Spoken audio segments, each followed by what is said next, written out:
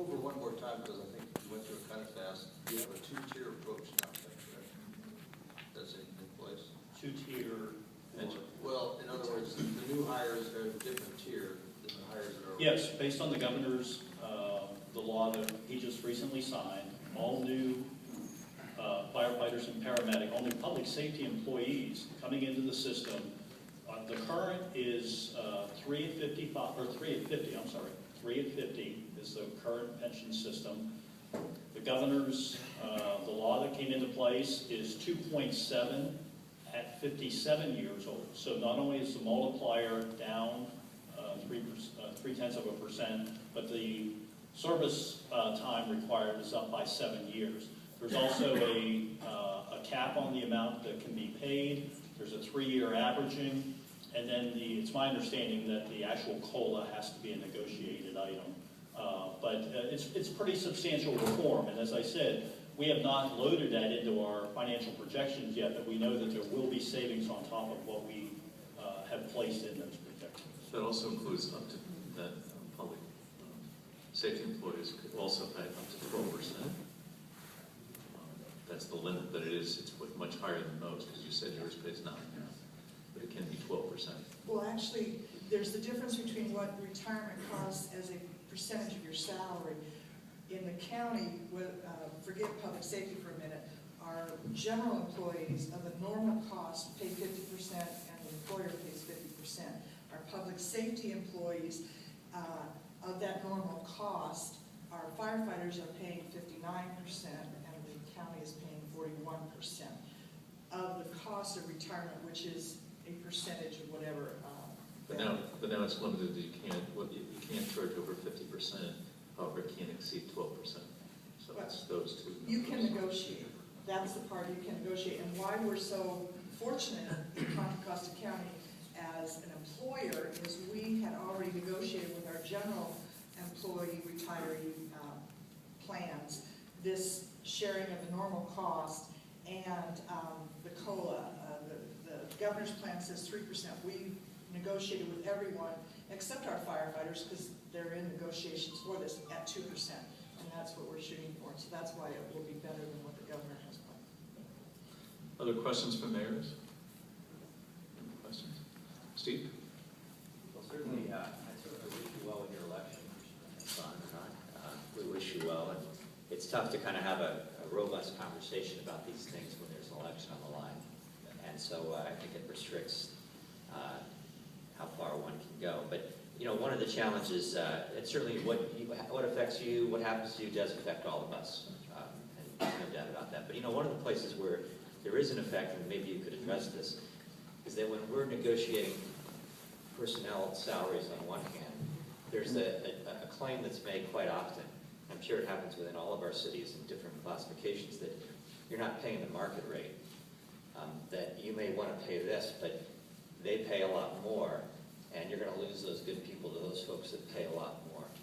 And I know that happens in the area of public safety personnel as well.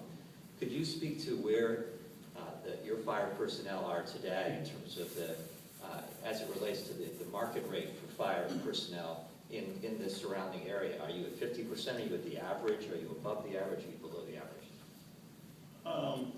First of all, I saw Lisa Vorderbrueggen in the audience. She did a little survey and study, and what I can say is that based on other, if you were to benchmark against other organizations in this side, in the East Bay, basically our firefighters are in 7th out of 11th place, somewhere in there.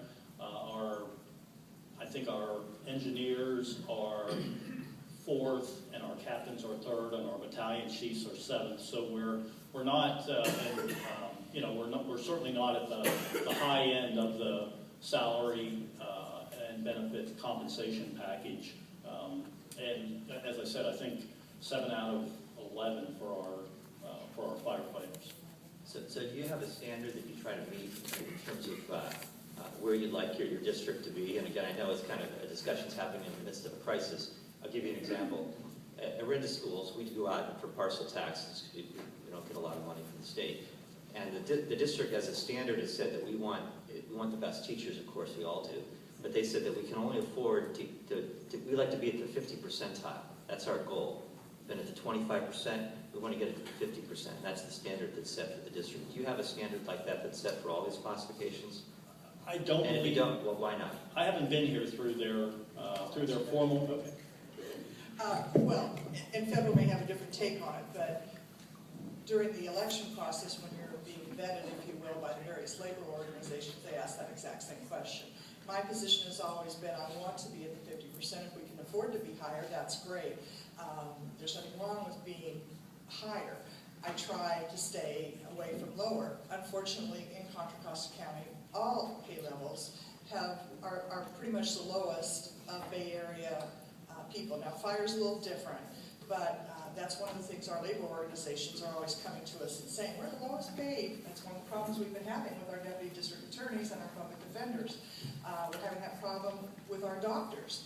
And in order to retain and recruit effective and good personnel, you want to have that median, middle ground.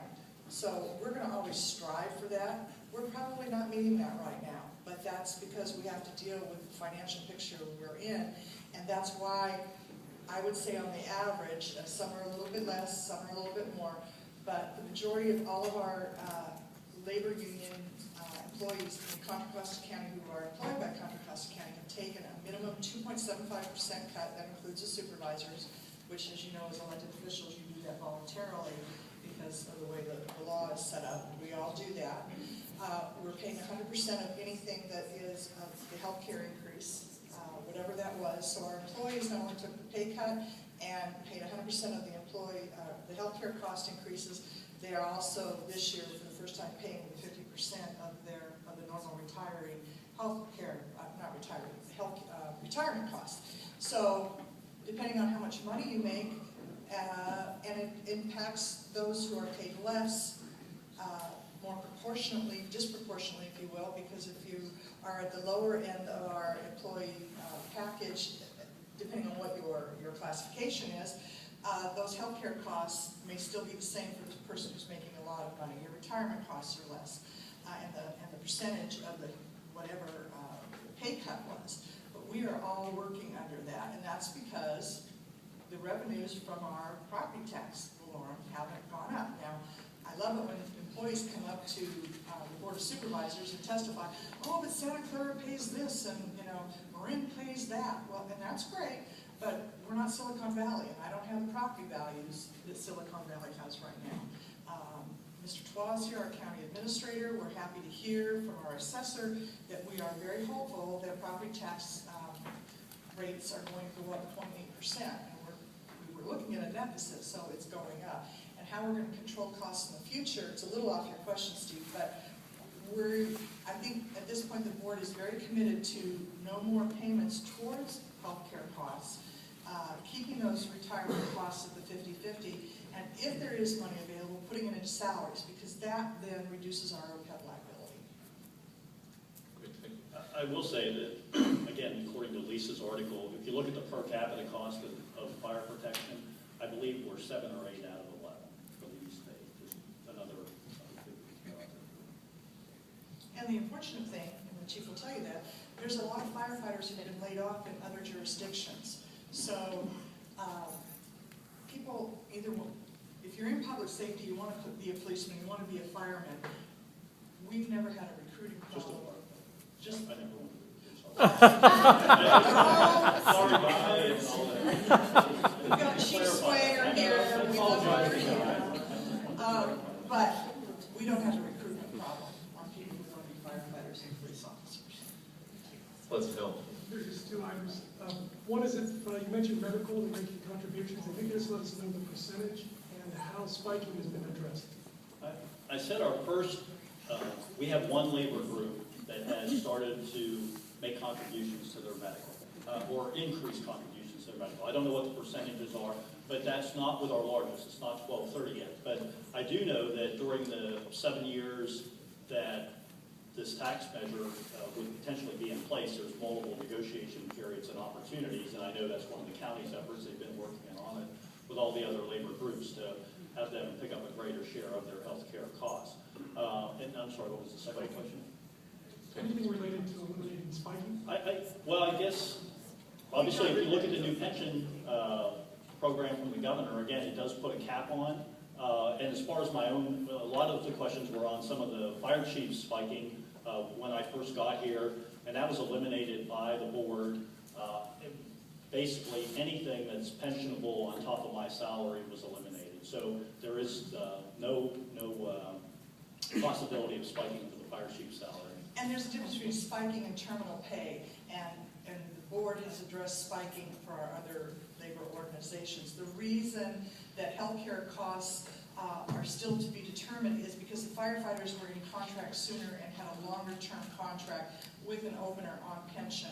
So those other issues won't be coming up for negotiation until at least next year, whereas the other labor organizations had already, contracts had ended. Other questions from mayors? Do we have time maybe for one question from the audience? Anybody in the audience? Question? If not, Chief and Supervisor Mitchoff, good luck. Thank you for being